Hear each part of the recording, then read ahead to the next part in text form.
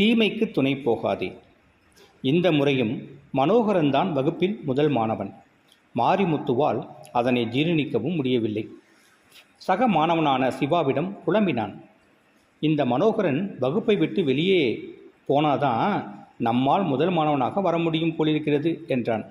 சிவா அவனிடம், அப்படி ஒரு வெற்றி தேவையா? அவன் இருக்கும்போதே அவனை ஜெயித்து காட்டணும், அதுதான் வெற்றி என்றான். உண்மைதான், நான் அதற்கும் ஒரு யோசனை வைத்திருக்கிறேன் என்றான் மாரிமுத்து. என்ன யோசனை? அதை தேர்வு நெருங்கும்போது சொல்கிறேன் என்றான் மாரிமுத்து. தேர்வு நெருங்கியது. சிவாவிடம் வந்தான் மாரிமுத்து. சிவா, மனோகரனை ஜெயிக்க நான் ஒரு யோசனை சொன்னால் கேட்பியா என்று கேட்டான். சொல்லு என்றான் அவன். அவன் நாளைய தேர்வுக்கு படிக்க வேண்டிய பாடப்புத்தகங்களை இன்று நாம் தூக்கி மறைத்து வைத்து விடுவோம் என்றான். சிவா கோபமானான்.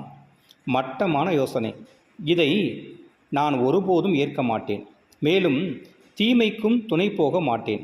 நீ செய்தாலும் காட்டிக் கொடுக்க தயங்கவும் மாட்டேன் என்றான். மாரிமுத்து திருந்தினான்.